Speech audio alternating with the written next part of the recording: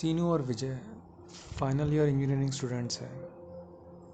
College ख़त्म होने के बाद शाम को हमेशा की तरह टपरी पे चाय पीने आए। तब विजय कहता है, अरे यार सीनू, कल रात को मैंने एक बहुत पुरानी हॉरर मूवी देखी, बंद दरवाज़ा। यार कितना कॉमेडी है। ऐसा भी कुछ होता है क्या? ये भूत वूत कुछ नहीं होते, सब बकवास है। सीनू थोड़ा गंभीर होकर बोलता है, पहले तो मेरी ये कहानी सुन ले, उसके बाद मुझे बताना कि ये तुझे कैसा लगा, तुझे सच लगा या झूठ। ये मेरे पुराने घर की बात है, जब 4 साल पहले मैं मेरे मम्मी डैडी और मेरे बड़ी दीदी के साथ वर्धा आया। हमने कई घर ढूंढे लेकिन सब महंगे थे। लेकिन एक ब्रोकर ने हमको एक घर दिखाया जो काफ़ी टाइम से खाली पड़ा हुआ था और हमको काफ़ी सस्ते में पड़ा। घर के बाहर काफ़ी जगह था घूमने फिरने के लिए, गेट लगा हुआ था और घर के बाजू वाला कमरा बंद था। घर के ऊपर छत भी था। हमें काफ़ी अच्छा लगा, हमने ले लिया। हमको रह के 3 महीने ही हुए थे, लेकिन अड़ोस पड़ोस के लोग हमसे ज़्यादा बात नहीं करते थे, हमको देख के कतराते थे। एक दिन सुबह हमारे घर पे गुरखा आया, बोला, कल रात को मैं आपके घर के बाजू से जा रहा था, आपके बाजू में जो कमरा है उसके सामने जो खिड़की है वहाँ पर मुझे रात को एक औरत खड़ी हुई दिखी। मुझे लगा कोई नई किराएदार आई होंगी। देख के सलाम किया, वो सिर्फ मुझे देखती रही। अंधेरा था, कुछ समझ में नहीं आया। और अब मैं आके देखता हूँ उनके घर पे लॉक लगा हुआ है। साहब, क्या कोई यहाँ पे रहने आया था? तब मैंने उसे बोला, अरे नहीं गुरखा, यहाँ तो कोई नहीं रहता, तुम्हें गलतफहमी हुआ होगा। यहाँ सामने जो हाईवे है उसकी ट्रक की लाइटें पड़ी होगी तो तुम्हें ऐसा लगा होगा कोई है, लेकिन यहाँ कोई नहीं रहता हमारे अलावा। मकान मालिक ने बाजू वाला कमरा लॉक करके रखा है, वो कहता है उसके सामान है वहाँ पे। नहीं साहब, हमको तो लगा वहाँ कुछ है। ठीक है, आप मुझे मेरे पैसे दे दीजिए, मैं चलता हूँ। मैं उसे कुछ पैसे देता हूँ और वो चला जाता है। मेरे और गुरखा की ये बात मेरे मम्मी डैडी और मेरी बहन ने सुना। वो काफ़ी डर गए, काफ़ी चिंता में पड़ गए। तब मैंने उनसे कहा, ऐसा कुछ नहीं है, ये गुरखा हमको ऐसे डरा रहा है, उसके वो। तब मेरी मम्मी कहती है, अब इस हालत में हमें नया घर कहाँ मिलेगा, ऐसा कुछ ना हो। उस रात सोते समय मेरी दीदी डर की नींद से उठी और बोली कि किसी ने मेरे कान में कुछ कहा। हम लोगों ने लाइट ऑन कर दिया। क्या कहा? मैं तुझे ले जाऊंगी। ये सुनते ही हम सब डर गए। दीदी कहने लगी, मुझे बहुत डर लग रहा है, पता नहीं क्या है। तब पापा बोले, रात को 11:30 बजे जब मैं ऑफिस से आया तो घर के सामने का गेट खोला तो मुझे ऐसा लगा मेरे साइकिल को किसी ने पकड़ लिया हो, उसे पीछे से खींच रहा हो। मुझे कोई दिख नहीं रहा। मैंने बहुत ज़ोर से खींचा, लेकिन मेरी साइकिल हिलने का नाम ही नहीं ले रहा था। थोड़ी देर के बाद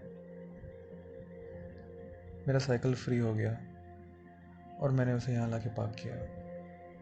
तब मैंने पापा से कहा, क्या कह रहे हो पापा, आपने बताया क्यों नहीं सुबह?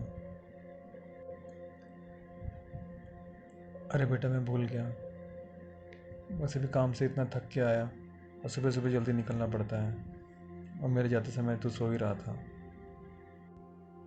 तब मैंने दीदी से कहा, दीदी डरो मत, हम लोग किसी को पूछते हैं अड़ोस पड़ोस में, ऐसा क्यों प्रॉब्लम हो रहा है इस घर में। शायद मकान मालिक ने इस घर का पूजा नहीं करवाया होगा, सीधा घर हमको दे दिया होगा। चलो अभी सोते हैं। हमने उस रात लाइट ऑफ नहीं किया। थोड़ी देर के बाद हमको दरवाजे पे किसी ने नॉक करने का आवाज़ आया। थोड़ी देर के बाद हमारे दरवाजे पे किसी ने आवाज़ दी। मैंने पूछा कौन है।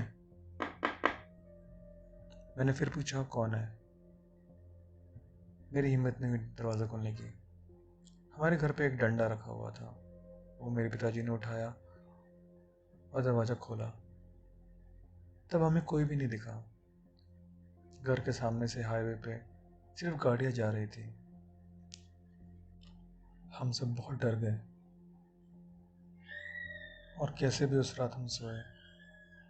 के उठे तब हमने देखा दीवार पर हाथ के पंजों के निशान थे, लाल कलर के। ऐसा लग रहा था दीवार पे कोई चल के गया हो। दरवाजे पे खटखटाने का सिलसिला कुछ दिनों तक चलता रहा। कभी वो सामने के दरवाजे पे खटखटा की आवाज़ आती, कभी पीछे किचन के दरवाजे के ऊपर खटखटाने की आवाज़ आती। हम लोग बहुत डरे हुए थे। और अभी रात को पड़ोस के कमरे से एक रात जब मैं सो रहा था, मुझे ऐसा लगा कोई मेरा गला दबा रहा हो। मैं सांस नहीं ले पा रहा था। किसी भी तरह मैं उठा और मेरी जान में जान आई। मैंने उठाया अपने पिताजी को, कहा पिताजी मेरा कोई गला दबा रहा था। मेरे पिताजी, मेरी मम्मी और मेरी बहन हम सब डर गए। पिताजी ने कहा मैं मकान मालिक से बात करता हूँ, हम लोग के घर छोड़ के चले जाएंगे, हम यहाँ पे नहीं रहेंगे। अगले दिन पिताजी ने मकान मालिक से बात किया। मकान मालिक बोला मैं 2 दिन में आके आपसे बात करता हूँ। उस रात और एक हादसा हुआ। मेरे पिताजी फैक्ट्री से आने के थे। मम्मी किचन में खाना बना रही थी और मैं अपना पढ़ाई कर रहा था। तब मैंने देखा मेरी दीदी घर पे नज़र नहीं आ रही है। 10:30 बज रहे थे। मैंने घर के आसपास ढूंढा और छत पे जाके ढूंढा, मुझे कहीं नहीं दिखी। तब मुझे नज़र आया कि मेरी दीदी कहीं तो पैदल चल के जा रही है। मैं जल्दी से नीचे दौड़ के आया, मेरी मम्मी को बताया कि दीदी वहाँ पैदल चल के जा रही है। मैंने बहुत आवाज़ लगाया लेकिन वो सुन नहीं रही। जल्दी से मैं और मेरी मम्मी उसके पीछे दौड़े। दौड़ के जाके हमने उसे पकड़ा। हमने उसे पूछा दीदी तू कहाँ जा रही है। दीदी को एकदम होश आया। वो बोली मैं यहाँ क्या कर रही हूँ। दीदी एकदम अचंभे से, ऐसा ऐसा लगा जैसे वो नींद से जागी और बोली मैं यहाँ क्या चल के आई हूँ। तब मैंने बोला दीदी ये रेलवे ट्रैक तक तो पहुँच गई है, यहाँ तक कैसे पहुँची। तब दीदी बोली पता नहीं सीनो, मुझे तो लगा मैं सो रही हूँ, मुझे कुछ होश नहीं, पता नहीं क्या हो रहा है। हमने कैसे भी दीदी को हमने मैंने और मेरी मम्मी ने दीदी को पकड़ के घर लेके आए। 1 घंटे के बाद जब पिताजी आए तो हमने पिताजी को बताया।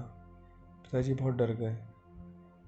पिताजी बोले कि सुबह मैंने एक बाबा को बुलाया है, वो आके यहाँ देखने वाले हैं। अगले दिन मैं कॉलेज नहीं गया। मैंने देखा पिताजी साइकिल में एक बाबा को लेके आए। दिखने में साधु, गले में माला, हाथ में बहुत सारी अंगूठियाँ और एक झोला। बैठा, हमने सब कुछ बताया। बाबा ने थोड़ी देर आंखें बंद किया और पूछा, बाबा ने पूछा बाजू वाले कमरे में क्या हुआ था।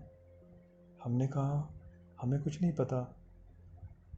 ये घर तो हमको लेके कुछ महीने हुए हैं। मकान मालिक को बुलाइए और पूछिए यहाँ पे कुछ हुआ था क्या। थोड़ी देर में मकान मालिक भी आ गया। पड़ोस के कमरे में एक औरत ने फांसी लगा के अपनी जान दी थी। हमने पूछा क्यों? तब वो बोला क्योंकि उसके पति को कुछ लोगों ने मार दिया था। उस दुख में उसने अपनी जान ले ली। तब बाबा ने कहा मुझे यहाँ पे पूजा करना पड़ेगा। हमने कहा हमारे पास देने के लिए पैसे नहीं हैं। मकान मालिक बोला मैं पैसे दे दूँगा, बाबा पूजा करवा लीजिए। उसके बाद में हमें उस औरत ने परेशान नहीं किया और कुछ समय बाद हमने वो घर छोड़ दिया। जब भी मैं सोचता हूँ उन दिनों की बातें तो मेरे रोंगटे खड़े हो जाते हैं।